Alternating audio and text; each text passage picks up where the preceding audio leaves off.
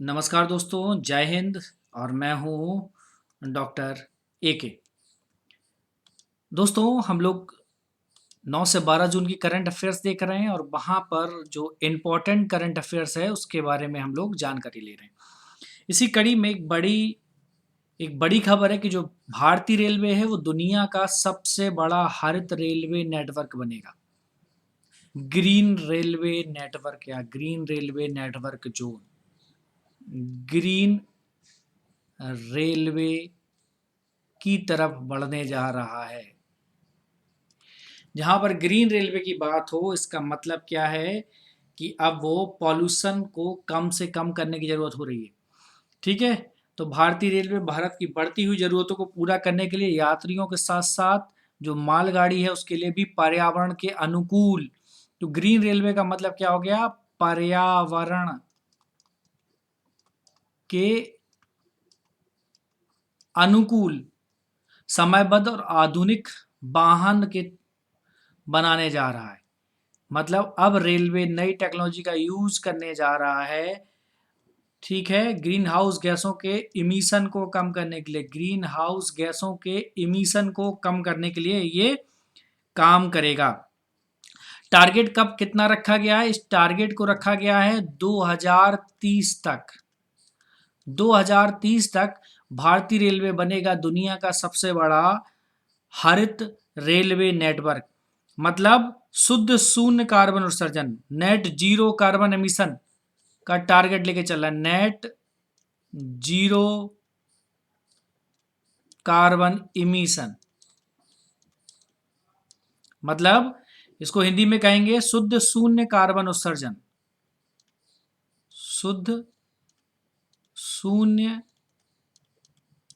Carbon उत्सर्जन की तरफ बढ़ेगा। ठीक है, विश्व पर्यावरण दिवस 5 जून। 5 जून को क्या मनाते हैं? विश्व पर्यावरण दिवस। पर्यावरण दिवस। ठीक है, इसी दिन भारतीय रेलवे ने अपना बयान देकर ये कहा है कि भारत अब ग्रीन रेलवे नेटवर्क की तरफ बढ़ रहा है। 2030 तक टारगेट रखा है कि पूरी तरह से भारत क्या करेगा? नेट जीरो कार्बन एमिशन की तरफ बढ़ेगा रेलवे के क्षेत्र में। 2030 तक अब इससे टारगेट को पाएंगे कैसे? कह तो दिया है, अब इसको कैसे कैसे अचीव करोगे, कैसे मिलेगा? ठीक है, तो उसके लिए कई स्टेप में काम किया गया। जो पहला स्टेप है वो क्या करेगा? रेलवे मार्गों का विद्युतीकरण होगा।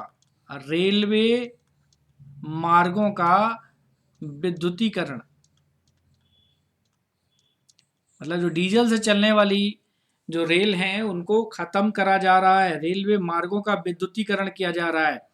रेलवे ने ब्रॉड गेज मार्गों के लिए, ब्रॉड गेज है ना, ब्रॉड गेज मार्गों के लिए 100% इलेक्ट्रिफिकेशन या विद्युतीकरण की योजना बनाई है। इसके लिए जो टारगेट रखा है ब्रॉडगेज लाइन के लिए 100% इलेक्ट्रिफिकेशन, ये टारगेट है दिसंबर 2023। डेट याद रखनी है आपको, दिसंबर 2023 तक ब्रॉडगेज लाइन जितनी भी हैं देश में उनमें 100% इलेक्ट्रिफिकेशन हो जाएगा। ठीक है, दूसरा जो टारगेट है, जो दूसरा सबसे इंपॉर्टेंट टारगेट है वो है जैव शौचालय बनाए जाएंगे। बायो टॉयलेट्स, जैव शौचालय, जैव शौचालय बनाए जाएंगे और एलईडी लाइट्स का इस्तेमाल होगा। और एलईडी लाइट्स का इस्तेमाल करेगा। ठीक है, तीसरा है कि जो लो कार्बन इमिशन वाली टेक्नोलॉजी है उसका यूज करेंगे। लो कार्बन इमिशन टेक्नोलॉजी का यूज करेगा ताकि बहुत ज़्यादा ऊर्जा कुशल और कार्बन अनुकूल जो तकनीकें हैं, प्रक्रियाएं हैं, उनको अपनाएंगे। ठीक है, चौथा जो इंपॉर्टेंट है रेलवे को, कि रेलवे ने एक हरित प्रमाण पत्र पर सिग्नेचर किए थे। हरित प्रमाण पत्र 2016 में, हरित प्रमाण पत्र पर जो साइन किया था वो रेलवे ने 2016 में किया था। ठीक है, तो इसके हिसाब से भी बन रहा है। इसके लिए क्या करना था कि अब तक रेलवे ने क्या क्या ले लिया है? आईएसओ का सर्टिफिकेट मिल चुका है रेलवे को, 14,001 का सर्टिफिकेट मिला गया है। पर्यावरण मैनेजमेंट के लिए जाता है, ये किसके लिए जाता है? पर्यावरण मैनेजमेंट। ये जो सर्टिफिकेट मिलता है ये रेलवे को दिया गया है पर्यावरण मैनेजमेंट के लिए दिया गया है। और ये क्यों मिला है? क्योंकि रेलवे ने लगभग 600 स्टेशनों को, रेलवे के 600 स्टेशंस को ये मिला है, 600 स्टेशंस को ये प्रमाण पत्र मिला है। अब आगे करीबन 700 स्टेशंस के लिए और पहचान की गई इस प्रमाण पत्र के लिए।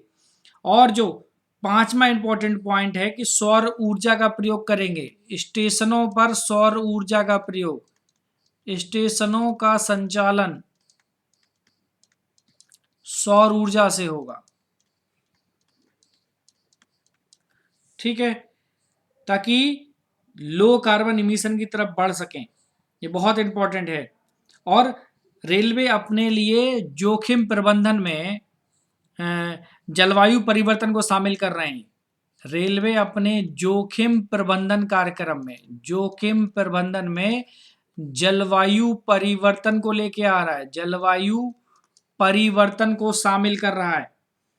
पर्यावरण स्थिरता रिपोर्ट थी जो पेरिस कॉन्फ्रेंस थी, उसके लिए उस पर जो भारत ने प्रतिबद्धता जताई थी उसकी दिशा में एक अनुकूल कदम है, ठीक है।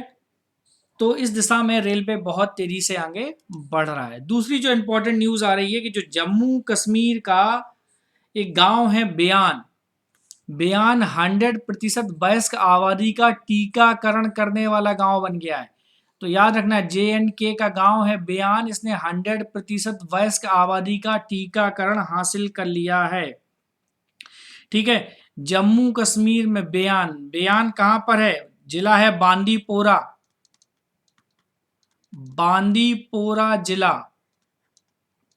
का ये गांव है बेयान गांव, ठीक है। कोविड-19 की खुराक यहाँ पर 18+ के सभी लोगों को दी गई, 18+ से ऊपर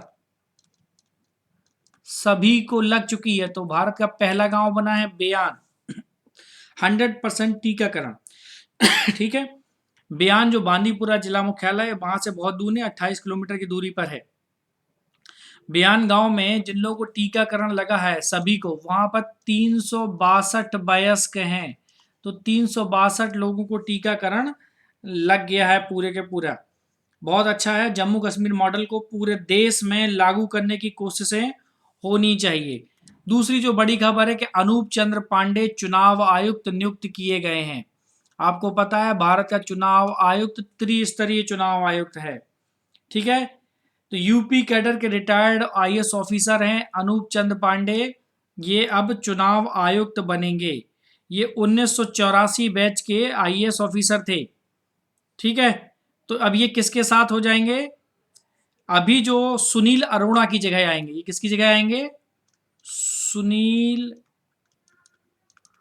अरोड़ा का कार्यकाल पूरा हो रहा है, उनकी जगह पे आ जाएंगे अनूप चंद्र पांडे, ठीक है। मुख्य चुनाव आयुक्त कौन है? मुख्य चुनाव आयुक्त कौन है? उनका नाम है सुशील चंद्रा, सुशील चंद्रा। और अन्य कौन है? अन्य में 2 लोग हैं, एक है राजीव कुमार और अब दूसरे हो जाएंगे अनूप चंद्र पांडे, ठीक है।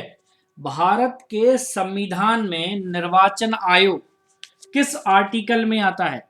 एक स्वतंत्र संस्था है और जो चुनाव आयोग है, अगर चुनाव आयोग की बात करें तो ये आर्टिकल कौन सा है? आर्टिकल कौन सा? आर्टिकल है 324, 324 आर्टिकल है। इसका काम है स्वतंत्र और निष्पक्ष चुनावों का संचालन करना। नियुक्ति कौन करता है? चुनाव आयुक्तों की, चुनाव आयुक्त होते हैं, इनकी नियुक्ति कौन करता है? नियुक्ति इसकी करता है राष्ट्रपति, राष्ट्रपति के द्वारा बेटा इनकी नियुक्ति की जाती है। संविधान में चुनाव आयुक्तों की कोई संख्या नहीं है, ठीक है। 1989 से पहले 1989 तक, तब तक केवल एक चुनाव आयुक्त होता था, एक चुनाव आयुक्त होता था, ठीक है, जो केवल मुख्य चुनाव आयुक्त कहलाते हैं। 1990 में 2 चुनाव आयुक्त हो गए, ठीक है। तो ये इसके बाद 2 और 1 मुख्य चुनाव आयोग, 2 + 1 तो इक्वल टू 3, 2 को और नियुक्त कर दिया गया तो टोटल ये 3 हो गए, ठीक है। इनका कार्यकाल कितना होता है? कार्यकाल, चुनाव आयुक्त का कार्यकाल कितना होता है? या तो 6 वर्ष या फिर 65 वर्ष, जो भी पहले पूरा हो जाए वो उनका कार्यकाल होता है, ठीक है। यहां तक कोई भी कंफ्यूजन नहीं होना चाहिए। बेसिक भी देखते जाइए, इनका काम क्या क्या होता है, काम क्या होता है, कार्य क्या करते हैं, काम क्या होता है? चुनाव कराना, ठीक है, चुनाव कराना। मुख्य चुनाव आयुक्त का काम क्या है? चुनाव कराना। कौन सा चुनाव कराना? पंचायती और नगर पालिका चुनावों को छोड़कर सब चुनाव कराना, ठीक है। चुनाव कराना, मतदाता सूची तैयार करना, ठीक है, मतदाता सूची तैयार कराना, चुनाव की तिथि, चुनाव के लिए नियम, चुनाव के लिए नियम की घोषणा करते हैं।